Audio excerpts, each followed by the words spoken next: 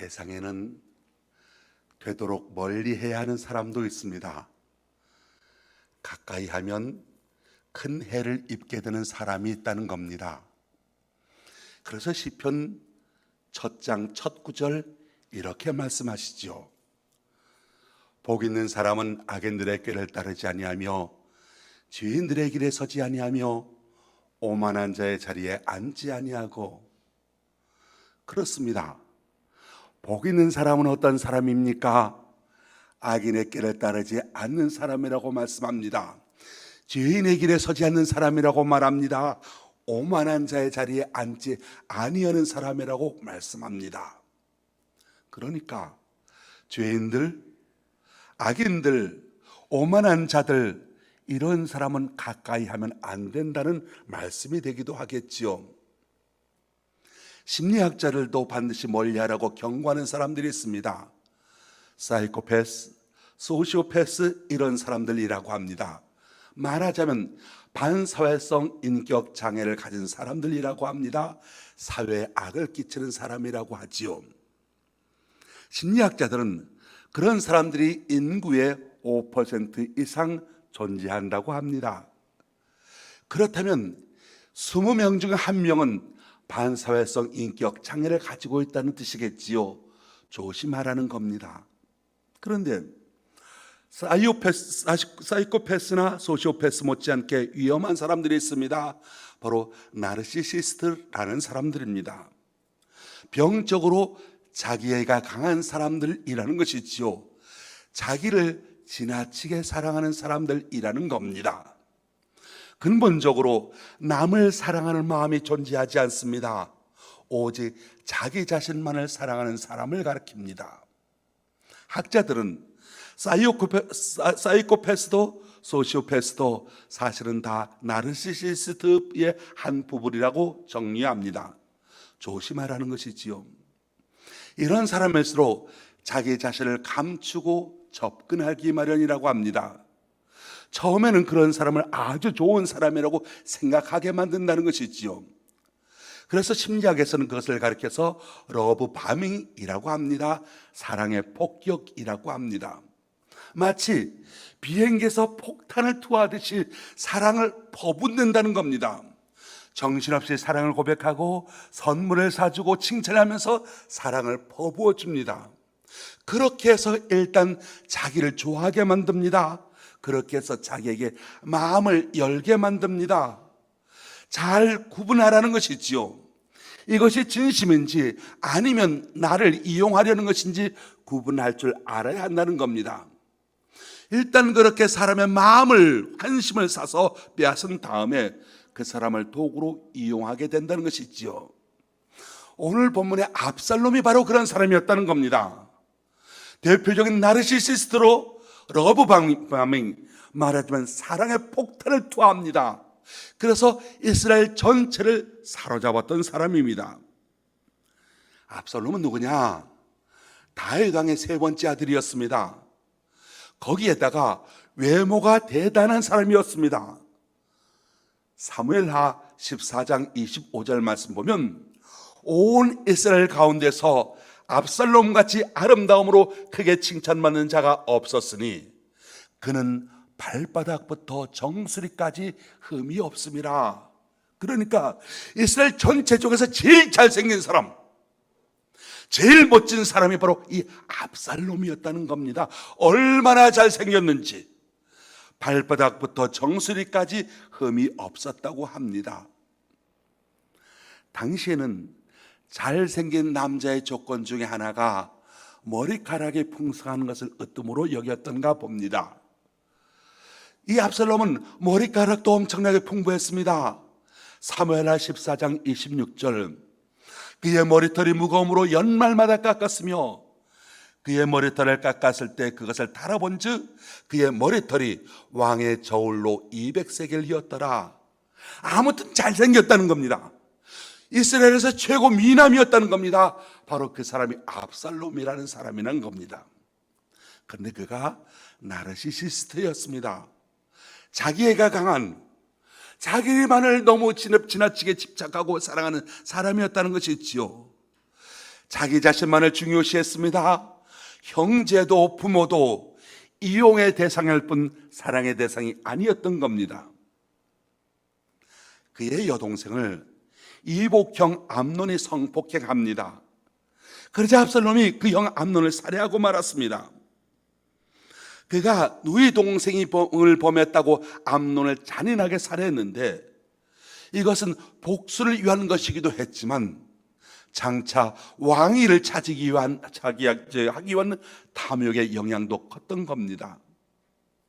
참으로 무서운 건 압살롬이 그 일을, 다시 말해 형을 죽이는 일을 2년 동안이나 조용히 준비했다는 겁니다. 장장 2년 동안 아무런 표도 내지 않냐고 조용히 준비해 갑니다. 바로 이 사람이 압살롬이었다는 겁니다. 치밀합니다. 냉정합니다. 그러면서도 양심의 가책이라고는 전혀 없는 사람이었다는 겁니다. 다시 말해서 자신이 피해 당한 건 극도로 과민하게 반응을 하지만 자기가 남에게 피해를 입힌 것에 대해서는 조금도 개의치 않는 사람이었다는 겁니다. 사무엘하 14장 30절 말씀 보면 자기가 다윗 왕, 그러니까 아버지로부터 도망을 갑니다. 자기가 도망을 가고 나선 보니까 괜히 나왔다 싶은 겁니다. 후회가 됩니다. 그래서 다시 아버지한테 가려고 예루살렘으로 돌아오려고 요압에게 중재를 부탁하지요. 아버지와 아들 사이입니다.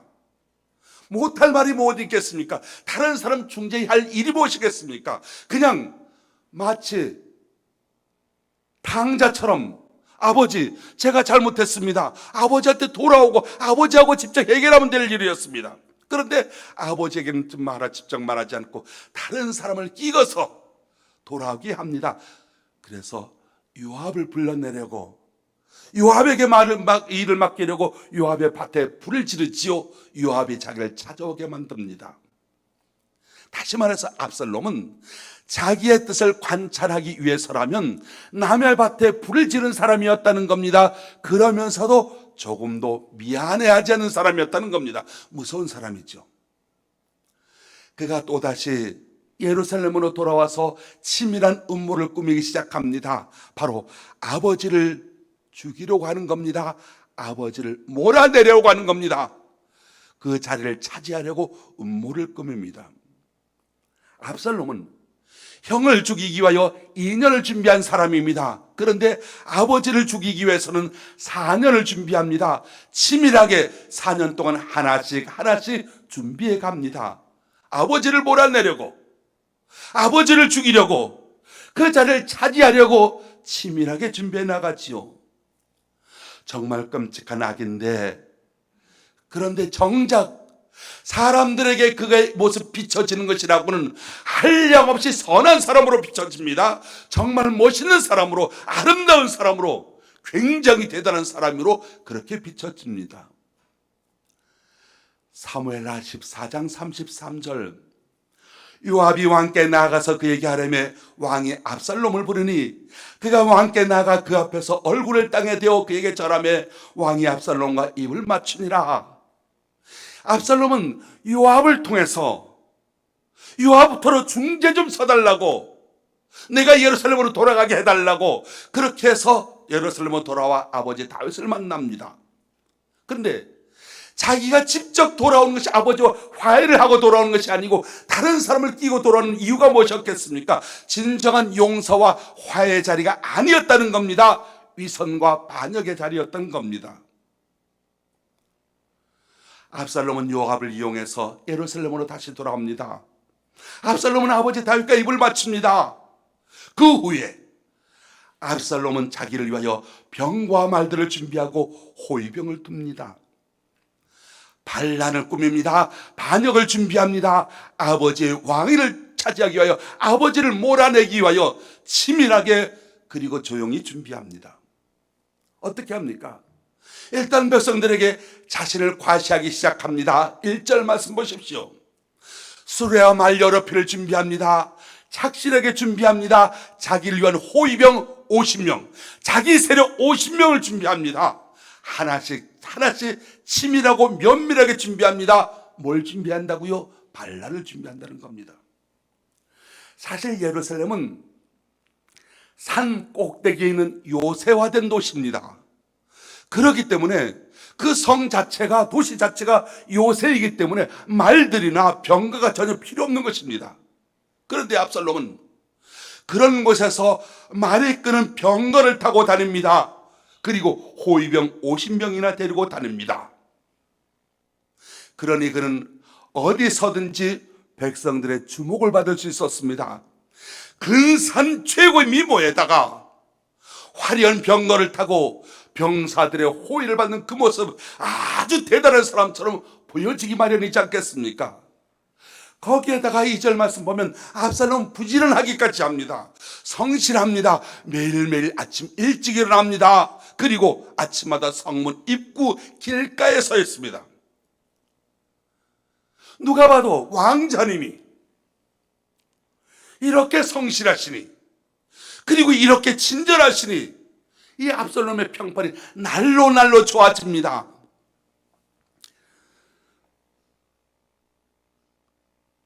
우리나라 조선 21대 영조대왕의 비 정성왕후가 죽자 영조가 다시 왕비를 맞아들이는데, 이때 영조가 왕비 후보들에게 묻습니다. 세상에서 가장 깊은 것이 무엇인가? 라는 질문이었습니다. 다른 후보들은 다 산이 깊다, 물이 깊다라고 대답을 했습니다만, 한 여인은 사람의 마음이 가장 깊다라고 대답을 합니다. 이 여인이 바로 정순왕후입니다. 당시 15살 15세 소녀였습니다. 정순왕후의 지혜로움이 엿보이는 이야기이죠. 사람 마음이 제일 깊다. 무슨 뜻입니까? 10개의 물속은 알아도 1개의 사람 속은 모른다는 속담처럼 사람의 속마음을 알기는 매우 어렵고 힘들다는 이야기겠지요. 눈앞에서는 입안의 혀처럼 굴지만 마음속으로는 언제든지 자기를 배반할지 모르는 게 사람이라는 뜻인 겁니다. 20년 가까이 북한 권력의 중심부에서 2인자로 살아왔던 장성택 국방위 부위원장을 숙청할 때 내세웠던 말이 양봉음이라고 합니다. 양봉음이 우리 남한 사람들에게는 다소 생소한 단어이긴 합니다만은 북한 주민들에게는 아주 귀에 익숙한 말이라고 합니다. 양봉음위. 겉으로는 명령을 받아들이는 척하지만 속으로는 배반한다라는 뜻입니다. 양봉음이와 같은 뜻으로 쓰이는 면종복배라는 단어가 있습니다. 앞에서는 복종한 채 하지만 마음속으로는 배반한다는 뜻입니다. 구밀복검이라는 뜻이 단어가 있습니다. 입에는 꿀처럼 달고 그러나 뱃속에는 칼을 품고 있다는 뜻으로서 말로는 친한 듯하나 속으로는 해칠 생각이 있는 뜻이라고 합니다. 웃는 마음속에 칼이 있다는 것을 뜻하는 소리장도라고 하는 단어가 있습니다. 겉으로는 웃고 있으나 마음으로는 해칠 마음을 품고 있다, 그것을 가리키는 단어죠. 소중유도라고 하는 단어가 있습니다. 같은 뜻입니다. 그리고 비슷하게 쓸 수 있는 표리부동이라고 하는 말도 있는데, 마음에는 음흉하고 불량해서 겉과 속이 다르다는 것을 뜻합니다. 양봉음이. 겉으로는 화해한 것 같지만 속으로는 배반을 준비하는 것, 바로 압살롬이 그랬다는 겁니다. 예수님을 만난 사람 가운데 가장 불명예스러운 사람이 바로 가룟 유다지요. 그래서 성경에는 그 이름이 나올 때마다 붙는 수식어가 있습니다. 예수를 판자러라, 저는 도둑이라. 예수를 판자, 도둑이라고 하는 부정적인 꼬리표가 붙어 있습니다. 사실 성경에 나타난 예수님의 12제자의 이름, 그 순서를 보면 한결같이 똑같이 베드로와 안드레와 요한과 야고보, 야고보와 요한 두 사람은 왔다 갔다 합니다만 다른 사람들 그 순서가 똑같이 이름이 한결같이 전개됩니다. 항상 가룟 유다의 이름을 마지막에 기록합니다. 말하자면 예수님의 제자로서의 삶은 꼴찌였던 사람이 가룟 유다였다는 것이지요. 안타까운 건 붉고 천박한 머리카락을 유다 색깔이라고 하고, 다른 짐승들을 도살장으로 인도할 때 사용되는 짐승을 유다 염소라고 합니다. 유다가 어떻게 합니까? 압살롬이 예루살렘에 돌아와서 아버지 다윗과 입맞춤 하지 않습니까? 거짓 입맞춤 하지 않습니까? 가룟 유다가 그랬습니다. 스승을 팔기 위하여 입맞춤을 합니다. 친한 척 하다가 등 뒤에 칼을 꼽는 것, 이것을 유다의 입맞춤이라고 부릅니다. 여러분, 예수님께서 가룟 유다를 배반자로 선택한 것이 아닙니다. 예수님께서 가룟 유다를 제자로 부르셨습니다. 그렇다고 예수님께서 가룟 유다를 차별하신 것이 아니었습니다. 오히려 그를 존중히 여기셨고 그를 세우려고 노력하셨습니다. 자, 여러분, 가룟 유다가 재정을 맡았지 않습니까? 근데 사실 예수님의 제자 가운데 이미 세리 마태가 있습니다. 이 사람 돈 회계하는 전문가입니다. 그럼에도 불구하고 가룟 유다를 신뢰하셨고 그를 세우려고 하셨고 그에게 회계직을 맡겼던 겁니다. 그런 점에서 유다를 향한 예수님의 신뢰는 변함이 없었던 겁니다. 문제가 어디 있겠습니까? 신뢰를 베푼 예수님에게 문제가 있는 것 아닙니다. 그 신뢰를 깨뜨린 사람에게 문제가 있는 것이라는 것이죠. 우리에게 주어진 책임은 상대의 배신을 전제한 불신이 아니라 상대의 변화를 기대하는 신뢰인 겁니다. 믿을만 했기 때문에, 그가 믿을만 했기 때문에 믿어주는 것이 아니라 믿어주기로, 세워주기로 작정했기 때문에 믿어주고 세워주고자 했다는 것입니다. 거기까지는 우리 책임입니다. 그런데 그가 어떻게 행동하는 그 문제인가 되는 것이죠. 자, 오늘 보면 2절 말씀 보십시오. 압살롬, 대단히 친밀한 왕자입니다. 억울한 일로 상소를 받으러, 판결을 받으러 오는 사람이 있는데, 그 사람이 다윗 왕을 찾아가서 그 자신의 문제를 해결하려고 합니다. 압살롬이 어떻게 합니까? 성문 입구를 지키고 있습니다. 그리고 그를 자기에게로 불러들입니다. 빼돌립니다. 뭐라고 말하냐? 3절. 압살롬이 저에게 이르기를 내 일이 옳고 바르다마는 내 송사를 들을 사람을 왕께서 세우지 아니하셨다. 무슨 말입니까? 압살롬은 다윗 왕을 찾아와서 다윗에게 도움을 요청하고자 하는 사람에게 네가 바르다마는, 네가 옳다마는 일단 그 편을 들어줍니다. 그리고 압살롬은 내 송사를 들어줄 사람을 왕께서 세우지 아니하셨다 말합니다. 다윗에 대하여, 다윗에게 도움을 찾고자 하는 그 사람에게 다윗에 대한 불신을 심어줍니다. 불만을 갖게 만들어줍니다. 당신 사정 참 딱한데, 당신이 옳은데, 당신은 정당한데 당신이 왕에게 상소해도 소용이 없을 거야. 이건 뭡니까? 이간질인 겁니다. 다윗 왕이 너희들 문제에 관심이 없어 편들어주지 않을 거다. 일단 말로서 다윗 왕에 대해서 불만을 갖게 합니다. 불신을 조장해서 관계를 깨뜨립니다. 다른 사람에 대해서는 불신을 조장하고 자기를 믿게 만드는 것, 자기 편으로 끌어들이는 것, 이건 이간질이라고 하는 겁니다. 참으로 위험한 행동이 되는 것이죠. 이간질이라고 하는 말은 무슨 뜻이냐? 서로 멀어지게 한다는 겁니다. 근거 없는 말을 만들어서 사람 사이를 의도적으로 멀어지게 하는 것, 그래서 자신의 이득을 취하려고 한 것, 이것을 이간질이라고 하죠. 압살롬이 그랬다는 겁니다. 계획적으로 치밀하게 반역을 꿈꿉니다. 먼저 백성들의 마음을 훔치기 시작합니다. 그래서 뭐라고 합니까? 4절 말씀, 또 이르기를 내가 이 땅에서 재판관이 되고 누구든지 송사나 재판할 일을 내게로 가져오는 자에게 내가 공의를 베풀길 원하노라. 무슨 말입니까? 내가 재판관이 된다면 나는 이 나라를 공의롭게 정의롭게 잘 다스릴 잘 할 텐데, 이 모든 일들을 공정하고 정당하게 백성들 긍휼히 여기면서 도와줄 텐데, 내가 자신만이 백성들 편에 서서 모든 송사를 공정하게 바르게 판결해 줄 수 있는 사람이라고 부각시킵니다. 이렇게 소시오패스 성향이 가장 강한 사람의 특징, 자신과 자기하고 상대하고는 개별적으로 좋은 관계를 맺게 만들지만 정작 다른 사람끼리는 상대방끼리는 관계가 멀어지게, 상대방끼리는 관계가 멀어지게 만드는 경향이 있다는 겁니다. 압살롬이 그랬습니다. 다윗과 화해한 것처럼 보였고, 그리고 백성들과 좋은 관계를 맺는 것, 이건 얼마나 좋은 일입니까? 참으로 좋은 일입니다.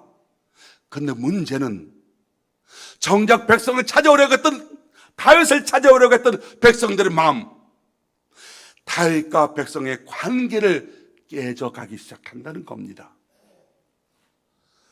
송사를 하려고 하는 사람의 입장에서는 힘 있는 누군가가 자기 편이 되어준다, 이건 큰 용기가 되지 않겠습니까? 더군다나 압살롬이, 더군다나 왕이 계승자 1위에 있는 사람이, 다윗 왕 다음으로 최고 왕권을 가질 수 있는 그 사람이 바로 자신을 붙들어 줍니다. 자기에게 입 맞춰 줍니다. 자기의 송사에 관심을 가져줍니다. 어느 누군들 압살롬에게 마음을 빼앗기지 않을 사람이 있겠습니까? 백성의 마음을 얻기 위하여 백성에게 사랑을 표현한다, 이건 나쁘다고 말할 수는 없습니다. 만약에 그것이 압살롬의 진심이었다면 온 백성들의 마음이 압살롬에게 자연스럽게 향하게 되는 것, 이건 당연한 이치입니다. 그런데 이것은 사기였다는 겁니다. 압살롬은 다윗에게 재판을 청하러 오는 사람에게, 다윗과 가까이에서 다윗으로 하여금 자기의 문제를 해결하도록 하려고 하는 사람에게 불만을 품게 합니다. 다윗 왕과 백성들 사이에 이간했다는 겁니다. 5절 그것이 말씀합니다. 5절 그것이 절정에 이르지요. 사람이 가까이 와서 절하려 하면 압살롬이 손을 펴서 그 사람을 붙들고 입을 맞추니, 백성들이 압살롬이 자기의 마음을 알아주니까 너무 고마운 겁니다. 그래서 너무 감사하다고 절하려고 하면 얼른 소문을 내밉니다. 그를 이렇게 세웁니다. 아, 내게 절하지 말라고, 나는 당신보다 높은 사람이 아니라고 엄청나게 겸손한 모습을 보여줍니다. 사람들의 마음이 한꺼번에 뿅 갑니다. 거기다가 한술 더 뜹니다. 왕자님, 그야말로 다윗 다음에 그 다음 세력권을 가진 그 왕자님이 그의 뺨에다 입을 맞춰줍니다. 이렇게 자비로운 사람이 어디 있겠습니까?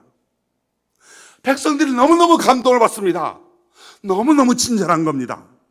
그래서 온 이스라엘이 그 왕자 압살롬에게 감동의 도가니에 빠지게 됩니다. 압살롬에게 빠지게 됐던 겁니다. 자, 1절 말씀 우리가 보았을 때 어떻게 했습니까? 압살롬이 자기의 권세를 자랑합니다. 과시합니다. 정의의 사도인 것처럼 행동합니다. 병과 말들을 준비하고 호위병 50명을 세우면서 자기를 과시합니다. 멋지게 보여줍니다.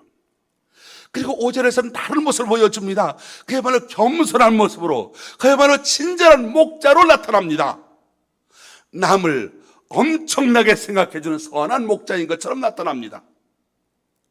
그래서 백성들의 울로 하여금 위대한 압살롬, 정의로운 압살롬, 친절한 압살롬, 그리고 다윗 왕으로부터 핍박과 박해를 받는 그야말로 불쌍한 압살롬, 지도자로서는 금상첨화인데 하면서 한마디로 고객에게 대만족을 줍니다. 이 압살롬의 행동이 진실이었다면 얼마나 좋았겠습니까?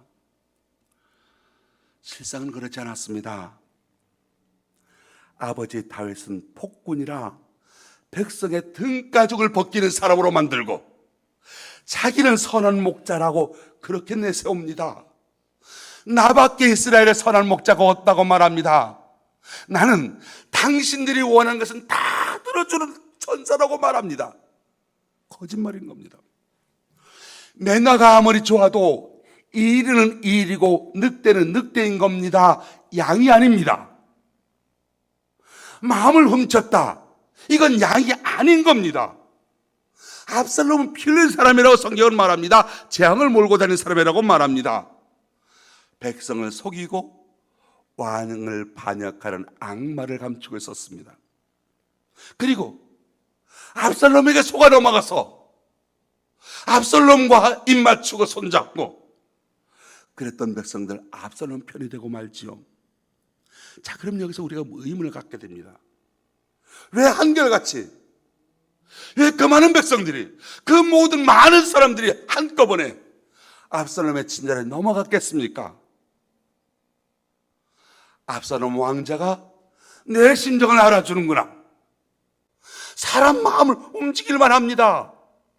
그런데 진실과는 거리가 멉니다. 합리적이고 이성적인 판단이 아니라 솜사탕 같은 감정이고 기만일 뿐이었던 겁니다.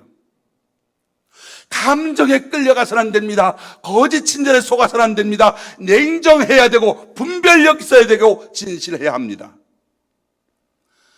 우리의 영혼을 도둑질해가는 도둑이 있습니다. 듣기 좋은 소리 한다고 따라가서는 안 됩니다. 거짓 친절에 속지 않는 분별의 영이 우리 가운데 있어야 하겠습니다. 문제는 뭐였습니까? 6절 말씀이 잘 말해줍니다. 6절 같이 읽어보겠습니다. 6절. 이스라엘 무리 중에 왕께 재판을 청하러 오는 자마다 압살롬의 행함이 이와 같아서 이스라엘 사람의 마음을 압살롬이 훔치니라. 성경은 뭐라고 말합니까? 어떻게 평가합니까? 하나님께서는 뭐라고 말씀하십니까? 압살롬이 사람의 마음을 훔쳤다고 말합니다. 압살롬이 사람의 마음을 훔쳤다는 건 무슨 뜻입니까? 그 성실함과 그 친절과 그의 겸손이 위장이었다는 겁니다. 압살롬은 사람의 마음을 훔치는 도적이었다. 마치 가룟 유다가 예수님의 공동체 가운데서 예수님 앞에 향유를 부어드리는 그 여인, 그것을 보고서 예수님한테 분노를 품지요. 이렇게 비싼 것을 낭비하게 하다니. 근데 성경은 뭐라고 말합니까? 그는 실상 도둑이라 말합니다. 바로 이것이 나르시시스트들이 사람의 마음을 잡는 방법입니다. 러브바밍, 사랑의 폭탄을 투합니다. 그리고 그 사람의 마음을 사로잡습니다. 마음을 훔쳐갑니다. 그리고 안타깝게도 이스라엘이 많은 백성들이 그 마음을 빼앗기고 말았습니다. 압살롬에게 온 백성의 마음이 돌아서고 말았다는 겁니다. 12절 말씀 보십시오. 심지어 어떠합니까? 제사장 아히도벨까지도 압살롬이 자기 편에 만드는 데 성공하지요. 아히도벨이 누구냐? 그야말로 다윗의 신복 중에 제일 가까운 신복이었습니다. 다윗의 친구였습니다. 그리고 다윗의 평생 카운셀러였습니다. 다윗을 도와주었던 사람 중에 최고 가까운 사람이었습니다. 늘 다윗 곁에 있었던 사람인데 그 사람마저도 압살롬이 자기 편으로 끌어들입니다. 압살롬의 반란은 일사천리로 진행됩니다. 헤브론에서 왕이 선포식을 거행합니다. 그리고 예루살렘 다윗성으로 군사들을 모아 진격해 갔지요. 이때 백성들의 마음이 모두 압살롬에게 기울어졌다고 했습니다. 다윗이 쫓겨갑니다. 맨발로 정신없이 울면서 다윗성을 나갑니다. 다윗을 따르는 소수의 사람들이 얼마나 울었던지 울음바다가 되었다고 합니다. 압살롬의 거사는 완벽하게 성공했습니다. 그리고 온 세상이 완전 압살롬의 천지가 되었습니다. 그런데 압살롬의 반란은 숲으로 돌아갑니다. 하나님께서 그것을 허락하지 아니하셨기 때문입니다. 하나님께서 압살롬의 군사를 직접 공격하십니다. 그리고 압살롬이 노새를 타고 가다가 자기의 자랑거리, 자기의 머리카락이, 자기가 최고로 멋지다고 했던 그 머리카락이 나무에 대롱대롱 매달렸다가 결국은 창에 찔려 살해되고 맙니다.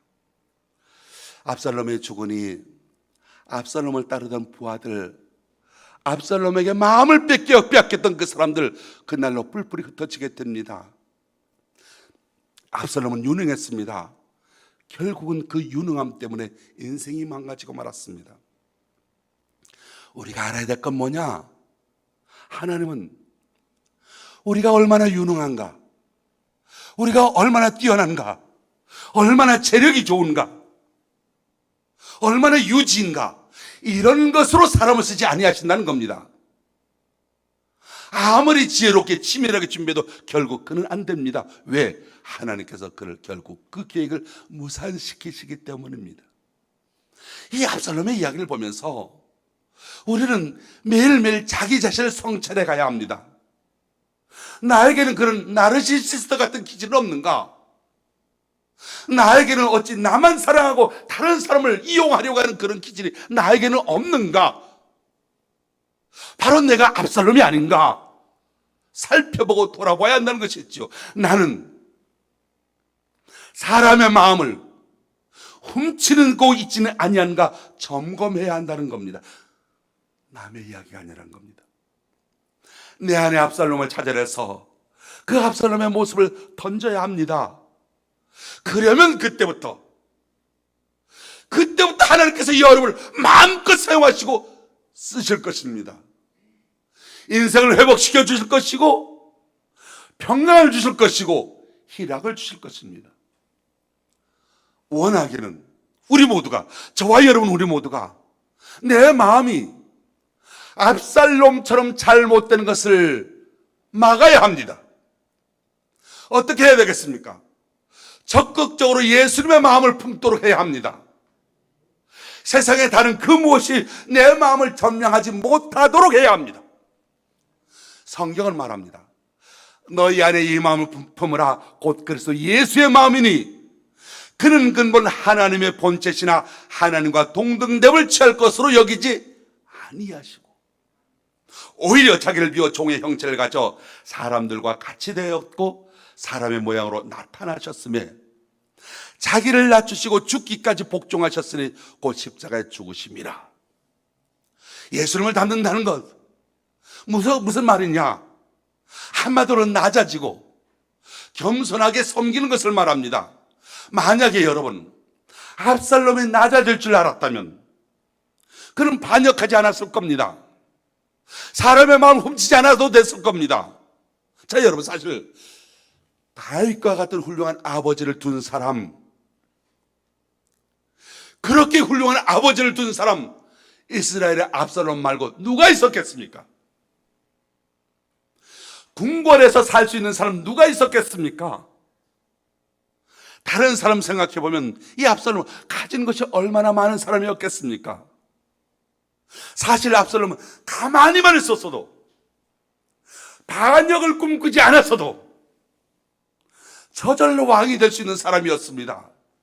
굳이 이런 일을 저지르지 않았어도, 시간만 조용히 지나가고 묵묵히만 있었어도 왕이 될 수 있는 서열 1위였던 사람이었습니다. 그런데 아버지를 몰아내려고 하다가, 아버지를 해치려고 하다가 왜 그런지는 알지 못하겠습니다. 아무튼 마음을 높이게 되니까 결국은 망할 일밖에 없었다는 겁니다. 우리는 여기서 다시 시편 1편의 말씀으로 돌아가게 됩니다. 복 있는 사람 어떤 사람이라고요? 악인의 길을 따르지 아니하고 지혜의 길에 서지 아니며 오만한 자리에 앉지 않은 자라고. 낮아집시다. 낮아지는 것 억울하십니까? 나를 그 자리에서 쫓아낸다고, 나를 그 자리에서 내리게 한다고 분노하지 마십시오. 사실 많은 사람들이 나를 그 자리에서 자른다고, 나를 밀어낸다고, 그런 서운한 마음, 그런 분노의 마음을, 감정을 품고 있다가 그렇게 압살롬과 같은 일을 저지르게 되는 것을 보게 됩니다. 한 여인이 예수님께 향유를 부어드렸습니다. 그럴만 했으니까 그랬던 거죠. 그런데 가룟유다가 어떻게 합니까? 낭비한다고, 즉 예수님한테 너무 많이 들어간다고 분노했다고 말했습니다. 분위기를 엉망진창으로 만들어 갑니다. 그래서 우리 예수님께서 십자가에서 죽으셨지요? 제자들 다 도망갔지요. 왜 도망갔을까요? 도망가기 전에는 그들이 예수님을 한결같이 지키겠다고 굳은 맹세를 했던 사람, 왜 도망갔느냐? 가룟유다가 예수님한테 너무 많이 들어간다고 제자들 사이에게서 예수님의 마음을 빼앗았던 겁니다. 얼마나 제자들이 실망을 했던지, 얼마나 그 제자들이 예수님께 대해 실망을 했든지, 심지어 예수님께서 부활하시고 나서도 너에게 평강이 있을지어다 부활하신 모습으로 다시 제자들이 나타났어도 그 모습을 보면서 제자들이 어떻게 됩니까? 우리 갈 길 가자. 나는 갈릴리로 가겠다. 베드로부터가 부활하신 예수를 보고서도, 만나고서도 예수님에 대한 실망이 너무나 더 컸던 나머지 예수님은 떠나가지 않습니까? 그러다가 예수님의 승천하신 것, 하늘로 하늘로 올라가시는 것을 보면서 예루살렘을 떠나지 말고 기도하라. 그 말씀에 순종해서 기도하다가 성령 충만 받고서요 다시 세워지는 것을 보게 됩니다. 그만큼 사람들의 마음을 훔치는 것, 그만큼 리더에게 실망하는 것, 그만큼 분노의 감정을 품는다는 것, 이것이 위험하다는 것을 보여주고 됩니다. 압살롬이 분노하지만 않았더라도, 겸손할지만 않았더라도 반역하지 않았을 겁니다.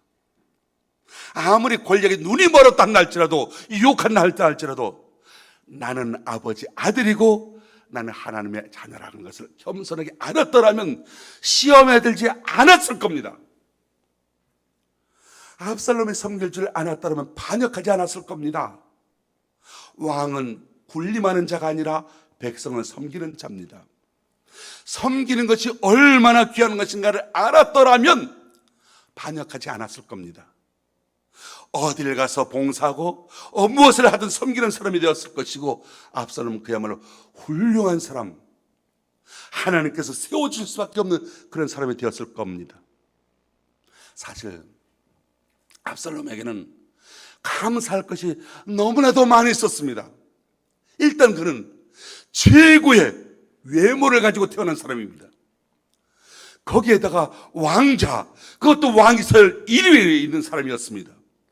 감사하려고만 하면 너무나도 감사할 것이 많았던 사람이었던 것이죠. 그런데 그가 감사를 잃어버렸습니다. 모든 것을 잃어버리게 됩니다. 동생 다말의 일로 감사를 잃어버리고 아버지에게 불만을 갖게 됩니다. 그러다가 불평의 앞잡이가 되었고, 그것을 이용해서 마귀가 역사하게 되었던 겁니다. 불만에 찬 그에게, 불평을 입에 달고 살던 그에게 마귀가 역사하게 되었다는 사실. 그래서 그가 마귀에게 마음을 빼앗기게 됐다는 겁니다. 압살롬이 그랬다는 겁니다. 압살롬이 그랬다는 겁니다. 그래서 마귀의 종이 되었고 이스라엘 백성들의 마음을 훔쳐가게 됐다고 말합니다.